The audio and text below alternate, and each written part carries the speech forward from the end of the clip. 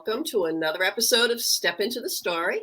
I'm Barb Tanner Wallace here with Donna Jones Allward, and we're very excited because our feature author this month is Iona Grey, and she is the author of The Glittering Hour, which I haven't read yet, but it's on my shelf to read. It's ASAP, and The Housekeeper's Secret, which we adored. So, Hi. Hi. Hi. So how are you? I am good, thank you. It is a beautiful autumn day here in the northwest of England, and so yes, feels like the last drops of summer are just being squeezed out, really. So that's a bonus. We're having a heat wave here. I was just saying to someone this morning. Someone was telling me that the next few weeks are some of the best weeks of the year, like the mid-September to mid-October. That part of fall is just perfect. It's my favorite time. Yeah, it's beautiful. Yeah, and it feels like it's a time of sort of really looking back, but also looking forward. I like that. Me too. And it's like back to school vibes for me because I was always a school nerd. So as soon as we roll over into September, I'm like, new notebooks, pens, Post-it notes, and I'm just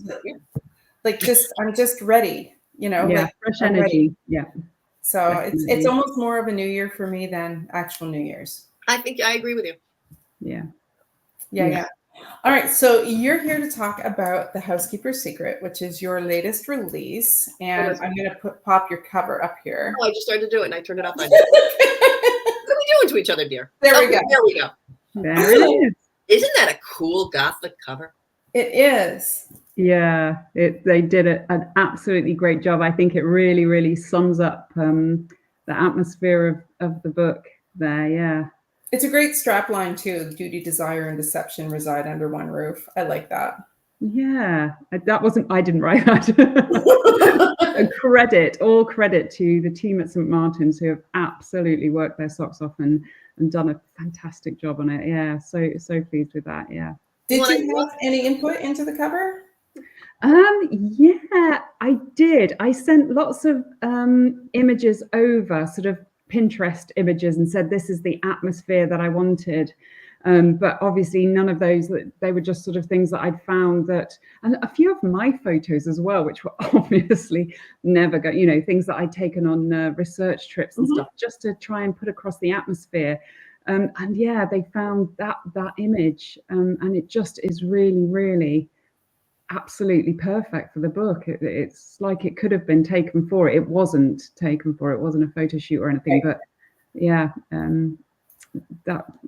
so they ran it past me, and it was kind of straight away, that's the one. Yeah, I love that. I love the stairs, and it's all symmetrical and stuff, so nice and balanced. And yeah, and even the sort of countryside, the landscape is quite important in the book, and they've sort of, even that, it seems to be quite fitting for the book, a sort of moorland kind of, it's in a very isolated, rugged spot in the Peak District in the UK, which is very sort of moors and mountains and lonely. Well, that was one of my questions, because I loved the whole Gothic feel of it, and I think the best way to describe it for readers is it's a Gothic Downton Abbey. Yes. Oh, I love that. Thank you. I could very much picture the characters almost like I could picture Daisy, and I could picture Joanne Froggatt playing Kate. And you did a great job with the house, because the house is so atmospheric. There's the crumbling paint. We should explain. It's set in an estate that's kind of at the end of its life. Not Downton Abbey's at the prime of its existence. This is a sad, deteriorating place, and it's dark, which is perfect for all these secrets. But was there a specific location that you said the moors and stuff? Was there a specific building or estate that you used? Yeah, so I wrote the book mostly during the pandemic and during lockdowns. And I think if I'd written it at any other time, I would have been going out and about, and I would have written it literally, gone to places and seen things and had that sort of fresh input. So because we couldn't go anywhere, I was really, really tied to places that I had been to. And there's two places that were very much in my mind. And luckily I did have lots of photos. And one of them is a place that is, I I've been visiting ever since I was a child. It was bought by the National Trust in the UK in 1977, I think. So I would have been going there as a small child because it was near where we lived, and my mum used to take us. And it's an estate in Wales, just over the border into Wales, called Erddig. And it has a really perfectly preserved servants' hall and servants' hall history. So you go there and you are able to walk around the upstairs as well. But mainly that was the first house that I'd ever been to back in those days in the 70s. If you went to a historic house, it was mainly to walk around and be, you know, absolutely wowed by the stately interiors and the beautiful gilded ceilings and the marble pillars and all of those things. But this was an estate that the National Trust had bought it specifically because it had such an incredible servants' basement, and all the servants' rooms were so well preserved. And I remember in end of the 70s, my mum bought me a book that they produced there about the servants, and I absolutely loved it. And it had little biography. It was a children's book. And the illustrations were sort of quite cartoony, really. But I remember the laundry maid was called Kate. And I remember, you know, we sort of went through a day in the life, and the keeper was out shooting. And it just absolutely captured my imagination. So that was one of the places. And the other place is a place that is just on the edge of the Peak District called Coldwell Abbey. Which is a little bit further for us to go, but we do go there quite regularly. And it's called the Unstately Home. And it was bought because it was in an advanced state of decay, really. And they left it absolutely. They just try and preserve the decay. And when you go around and visit, it's just furniture heaped into rooms, and the wallpaper is falling off the walls. And it is the most incredibly atmospheric place. And again, a very well preserved servants' basement. So yeah, that sense of the past just kind of out of reach, and the people whose lives were lived within those walls, who came and went in a sort of invisible way. I find that such a powerful kind of part of history, really, more than the literally the powerful. Oh look at me! Happens every time. It's like our mascot. Babies and cats. Never met a video conference he hasn't wanted to be on. No, that's it. Boss. Yeah, I really like that sense of atmosphere and the gothic vibe because, well, honestly, I've been reading a few more books just recently with it, and it's just so delicious. I love that coming back, and the house is really a character too. So it was. Which I loved. I mean, it plays such an important role. And we should tell readers what it's about is the housekeeper, and it's about this estate and a footman who comes in who is investigating secrets of his own. He's looking for to solve a murder that happened. And he's got his own secrets. And it's really about their relationship, and everyone in the house has a secret. Yeah, all the different layers of secrets. Yeah. And there's a marvelous villain who is the.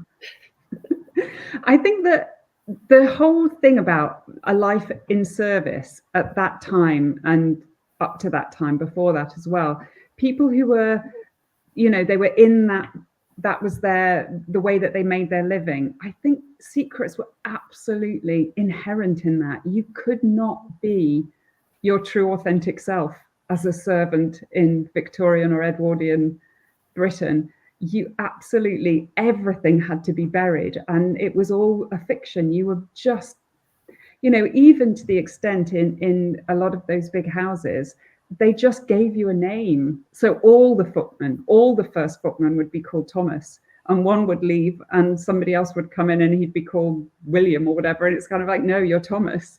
And so you just weren't yourself. You were kind of a possession. You were a figurehead. You were just playing a part. And I think that the kind of the stories of people, and it's largely unrecorded, isn't it? Because we don't have the record keeping for people who lived those, who weren't educated necessarily and who didn't have an archive, like a family archive. Yeah. But that's the thing about the house in Wales, is that the family upstairs kept an archive of the servants, and they wrote poems about them, and they had photographs of them and things like that. Lovely. So I think the servants and the house are something that I'm just really, really fascinated with. And the fact that people had to bring secrets. It's not one of those situations where you think, gosh, fancy that nobody knew that. It would be absolutely normal that people would arrive with secrets and have secrets to keep while they were there. Well, and because Barb and I are huge Downton fans, and when we're watching Downton, it's pretty balanced between upstairs and downstairs plots, and sometimes they mingle, but this is much more downstairs as far as the characters that we care about, and because of that, we don't get the same sense of glamour. And when we pair that with the setting, it really does, it gives us that upstairs downstairs feel, but it just has this grit to it and this darkness to it that I think just adds to the whole atmosphere. I really like that. Yeah, thank you. And I will say, like I said, the villain, I thought he was kind of delicious. There's two villains, actually. You have the evil valet, who thankfully does not look like Thomas Barrow, which made me very happy. Barb has a major crush on Thomas Barrow. I'm sorry, no view. James Collier is just too pretty to be anything else. He plays that part so well. He does, though. But the nobility are, I keep wanting to call him the Duke, but he's a Duke, right? He was a baronet. No, right. I kind of, because they were in a family in such decline, I thought I can't make him any higher up the peerage than that. But he was so horrid a person, and his wife, I actually felt bad for. You don't know her, but you did a great job of him being such a horrid person.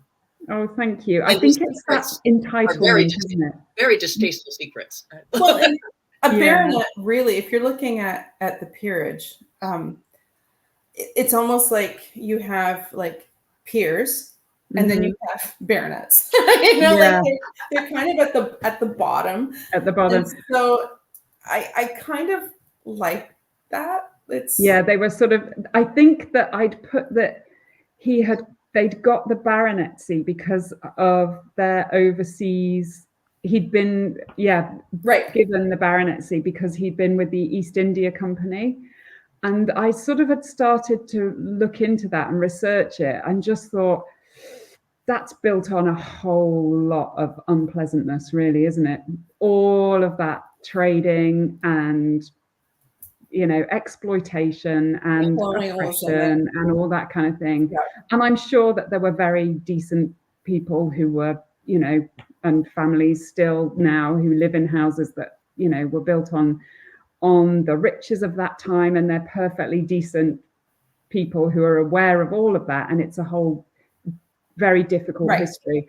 But I just thought, I'm going to run with it. I'm going to take that, the kind of person that would go and take and plunder and exploit, and I'm going to run with that, but sort of show the kind of, because their family was not going to last, that house, the house was they're kind of like, let's slightly punish them by making their wealth something that's just tarnishing and decaying and falling away from them. So so it is the end of that line as well.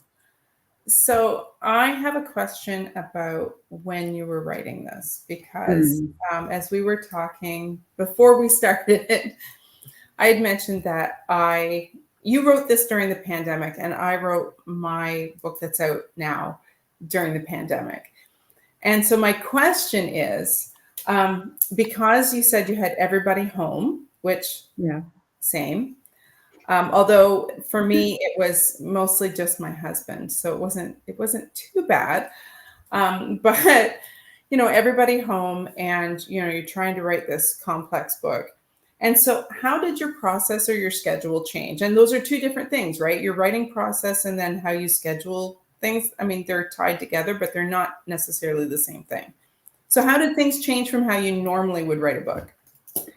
Well, I've thought about this so much. It just changed overnight. And one of the weirdest things was that we just didn't see it coming. So my first book for Mills and Boon by Iona Grey was written. I wrote that when my youngest daughter started at nursery, and I wrote that in the 2.5 hours I had in the morning when she was out of the house. And that was how that book got written. And I just about finished it when she started school, and I had a big push on then editing it and sending it off. And so for as long as I have been a writer, a published writer, I have had an empty house. And that is absolutely key to it. Everybody would go off in the morning. My husband would go off to work. I would drop the kids off. And as I'd sort of learned the craft in those 2.5 hours of nursery, when it was just nursery, I would come back and I would sprint to my desk. I would probably make a cup of tea on the way, but basically every moment was precious, and that empty house was part of it. And then when it became the school day, I'd come down and sometimes I wouldn't have lunch at lunchtime, it would be later, but I was still working. I'd come down and get myself some lunch, and it was still all in my head. And that was so crucial. And I didn't realize how crucial until suddenly it's March 2020. And it's kind of like, oh, we're closing offices.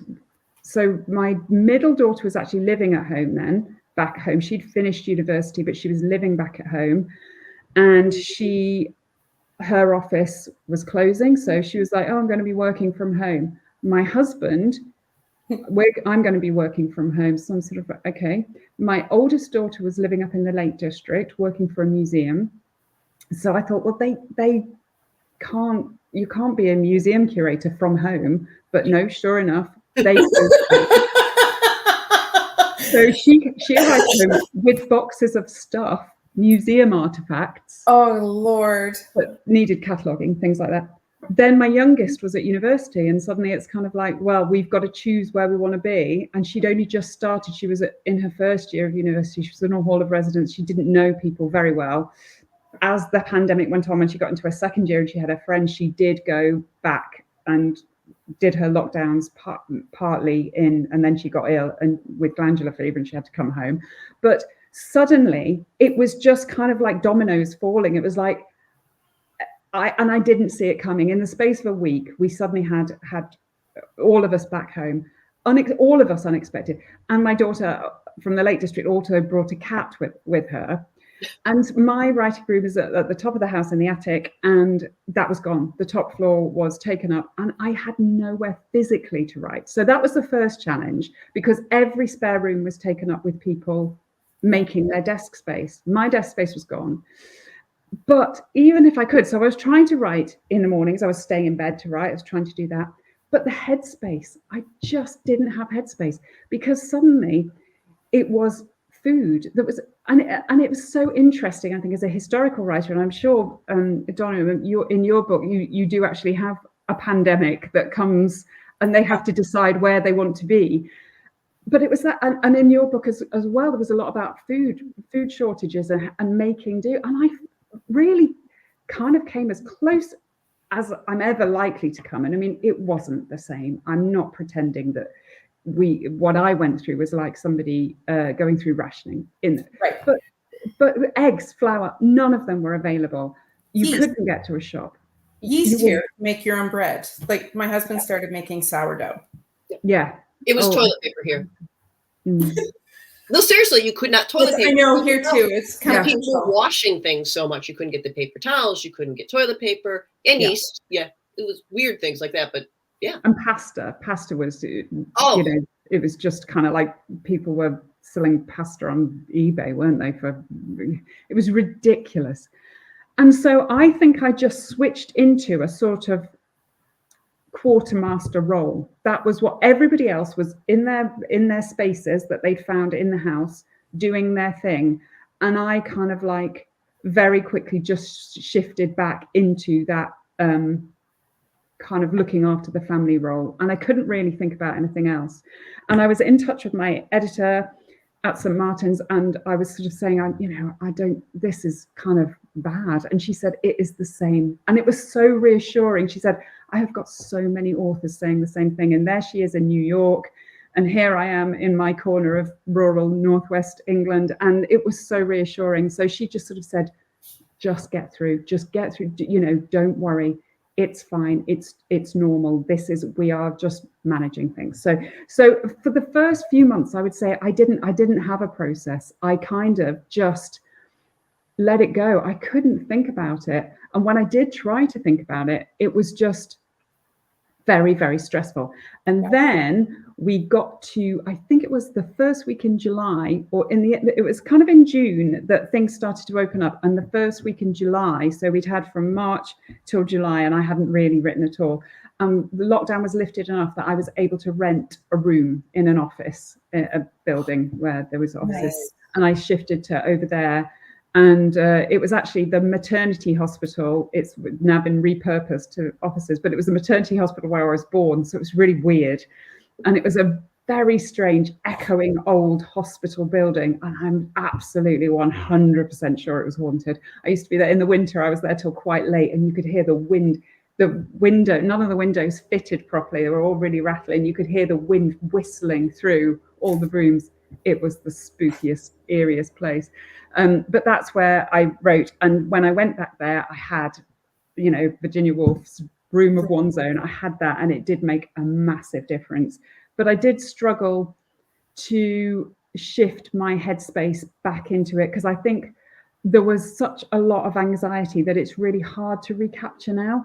That anxiety about becoming sick and feeling, because my mum has died earlier this year, but at that time she'd just been diagnosed with heart failure and she was not going out. So I was responsible for keeping her supplied with groceries and stuff like that. But I also had 3 young people at home and my husband, obviously. And I was absolutely paranoid about making her ill, importing ill. And I think in a way that has really, really left a mark on me. I think it really did affect me, that whole pressure to keep everyone safe. It became an absolute obsession, I think, for a while, in a sort of, I didn't ever pursue a diagnosis of it, but I've done enough reading to recognize that is a fairly clear sign of OCD, in that kind of like needing to control everything, being very in control of the environment.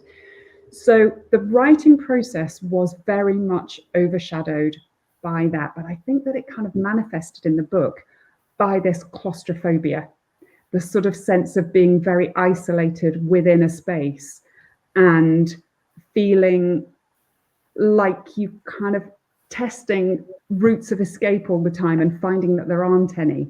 That was kind of how I felt while I was writing it. And I think when I look back at the book now, when I did the edits, I thought, if I had written it at any other time, the plan that I had for the book, because I had it all planned before March 2020, it was all sketched out, and it was going to have a much wider scope. It was going to go up to Scotland. They were going to spend a grouse shooting season in Scotland. They were all going to go down to London, because there's a scene where it's the summer of 1911 when there was a coronation. They were all going to go to the London house. And in the end, none of that happened. And I think because I was trying to simplify the plot, maybe that's what I was conscious of doing at the time. But now I think it was just that everything had closed down. My horizons had got so narrow that, I kind of felt like I was feeling my way in real time through that book. And I think it worked, though, wouldn't you say, Donna? If she'd gone wider, I think it wouldn't have had. Because it was almost like when lockdowns happened, it was almost like we were living in our own little microcosms, right? Yeah. And then I think in that way, Coldwell ends up becoming its own little microcosm. And if you strayed out of that, it might not have worked the same. So art imitating life, life imitating art, all of that, right? Yeah, it was just such a strange time, wasn't it? It was strange, I'm not gonna lie. And And so, yeah, I think that very tight, isolated, claustrophobic feeling does come across in the book. Yeah, it does.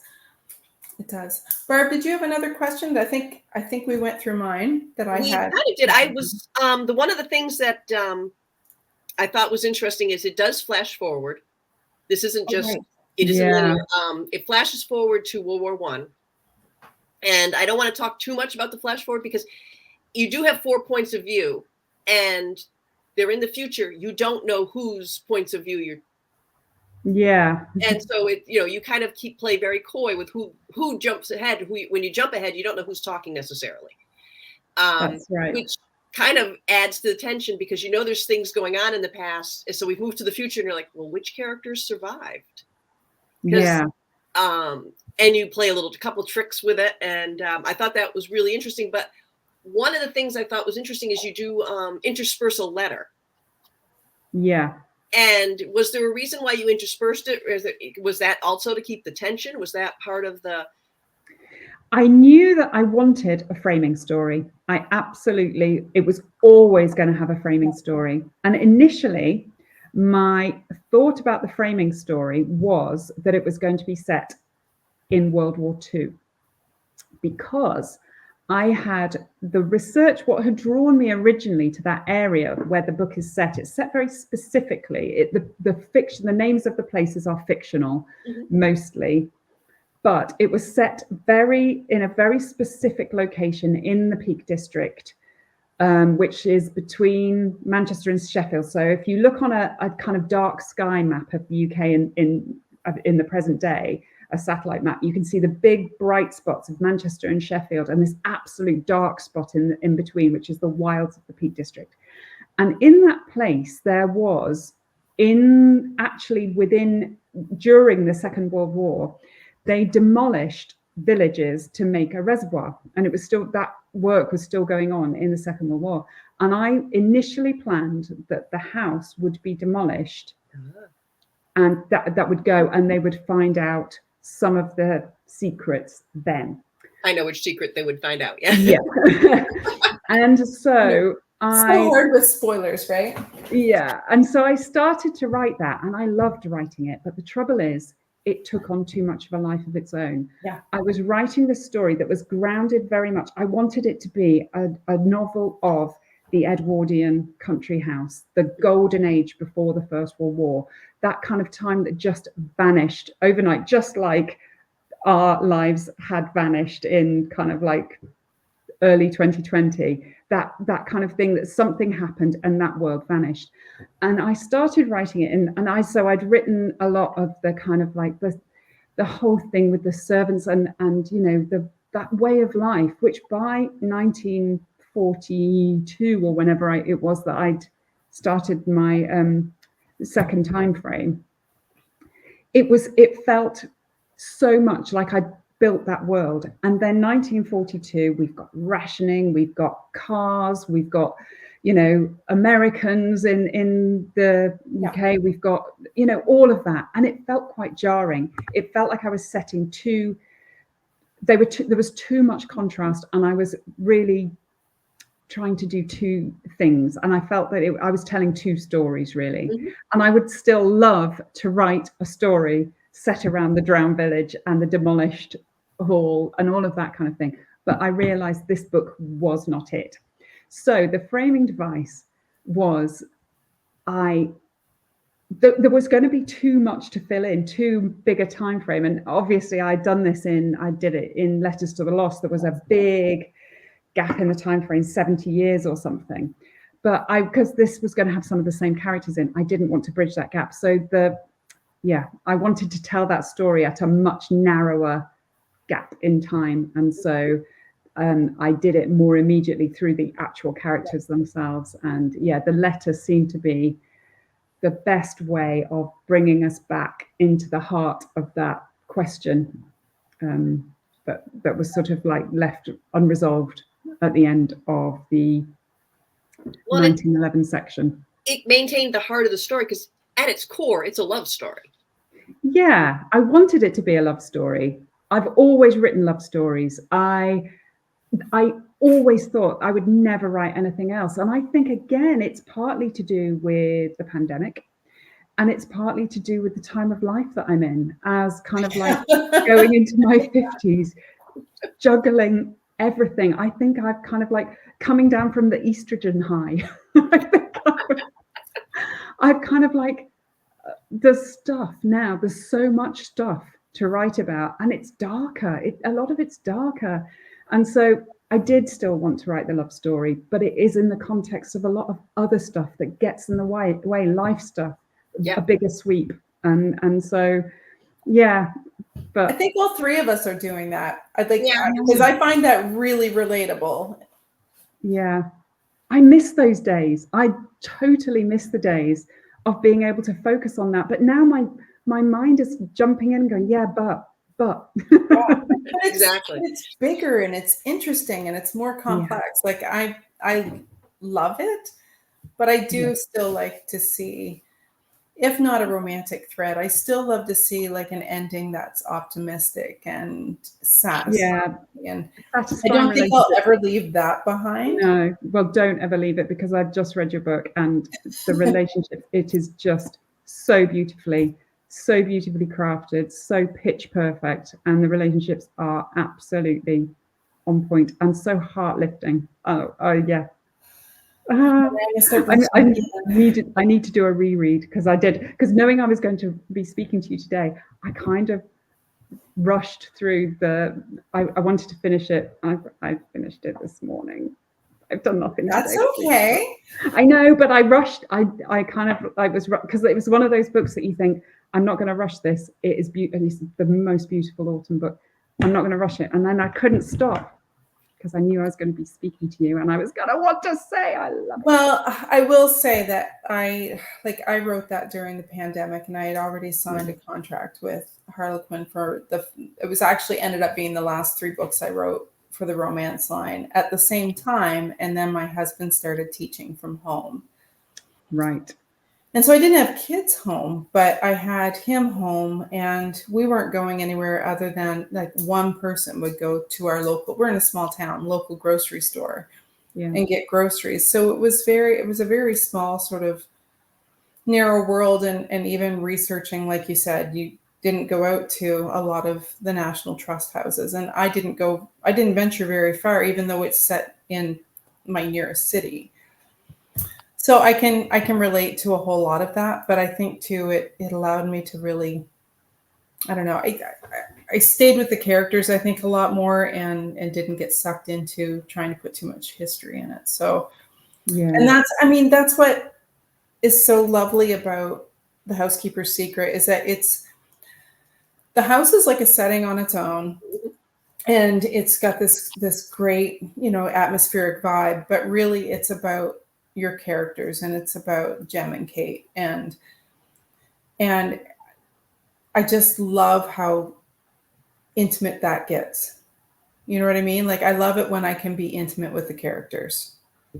Yeah. And it is really more about the people than the plot. Even though there's a lot of plot, it's really about the people. I know, but like, if the plot doesn't hold up if you don't care about the people. Exactly. Right? And there's always, like, every time I turn a page, there's almost like another new question, like another new layer, because it's secrets on secrets. And so I just love how you did that. Oh, it was definitely a page turner. I kept finding myself having to read forward because I wanted to know what happened, especially the main mystery. I very much wanted to know what happened. Yeah. You kept us guessing all the way to the end. And I was like, I was holding out some hope, and I was like, oh, like my yeah.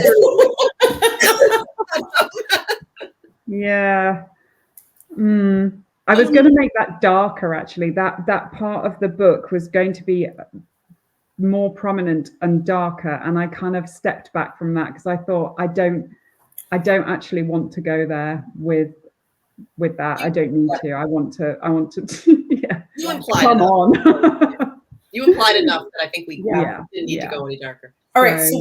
So what we really want to know is, what are you working on now? What's coming next? Yeah. Well, I am working on something that's really quite different for me. I wrote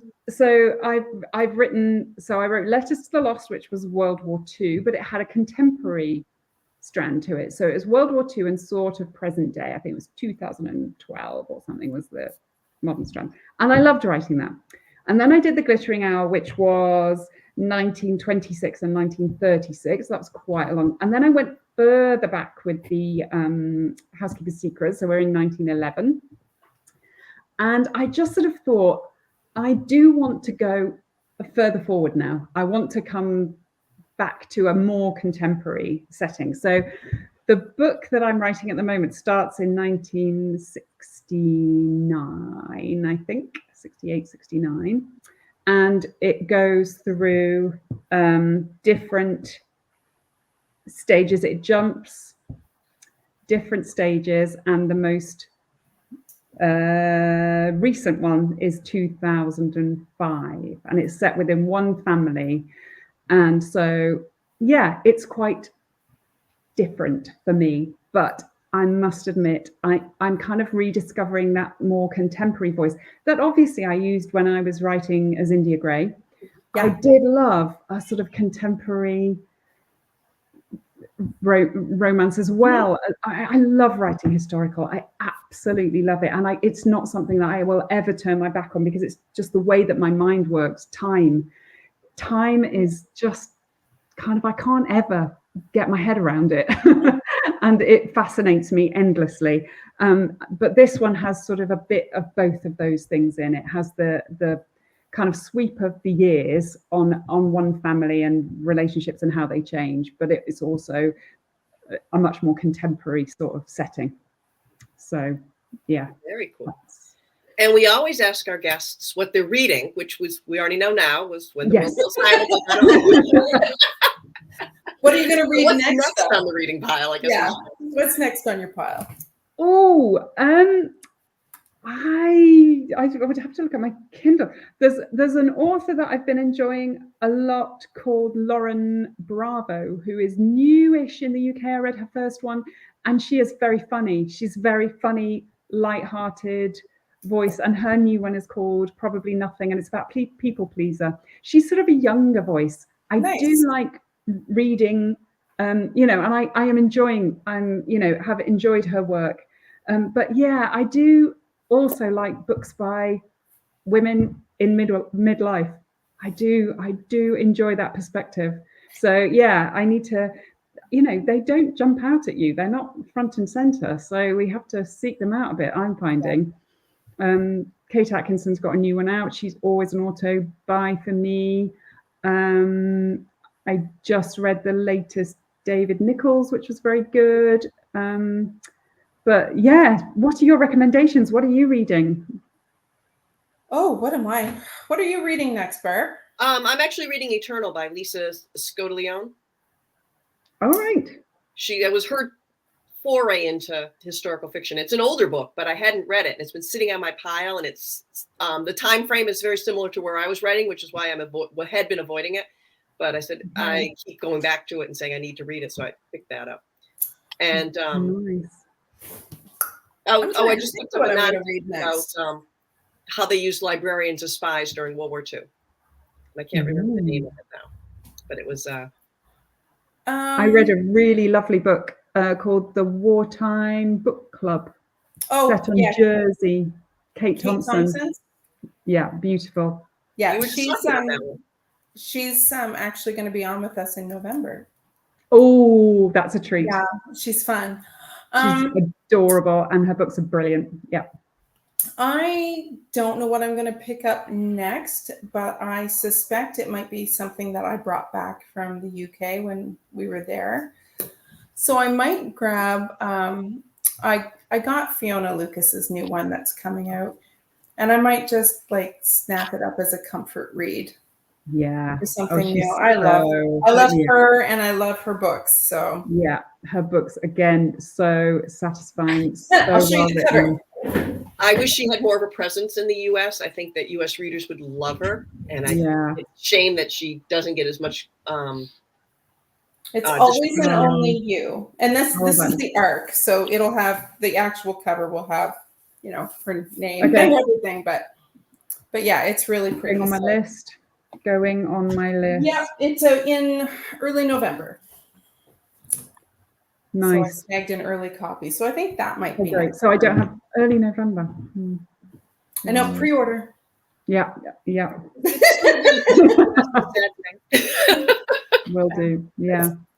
All right. Well, thank you so much for joining us. It was really good to see you. This has been such a fun interview. Oh, thank you. Thank you so much for having me. I actually haven't seen you since 2007 when you and Abby Green and myself went looking for tights and Selfridges because I'd blown a hole in the dinner. Well, I remember it like it was yesterday. And then we went and had tea, didn't we? We did. We did. And then I'm pretty sure there was some champagne later that evening. Well, I was just thinking my memories of that afternoon, they are so crystal clear, but I think there was a fair amount of giddy champagne behavior before the shopping trip. I'm pretty sure every Mills and Boon author gathering involves champagne. Well, we had the lunch. We had the lunch before, and then we went to Selfridges for tea and I did a little bit of shopping in between, and then we went to the champagne toast. So by the time I got to like 8 or 9 o'clock, it's a good time. It was a good time. It was a good time. Yeah. So anyway, thank you so much for being here. Can't wait to see what the new book is. You're going to have to share. But we'll throw the cover up one more time. Oh, thank you. Thank you Housekeeper's so much. Secret. And if you are a Downton Abbey fan, you will eat this up with a spoon. Oh, thank you. Thank you so much. So it's a good way to bridge to the next Downton movie. This is something that, It is. Is there a trailer out? I haven't seen anything. Not yet. It's coming out next summer. So in the meantime, for people to feed their, Downton Abbey appetite, here you go. Keep them going. Keep them going until then. All right. And Barb and I will see everybody next month. We're going to be talking about Kim Brock's The Fabled Earth. And we're going to do Crystal Kings in the Garden of Monsters. That's it for October. All right. See you next time, everybody. Thank you.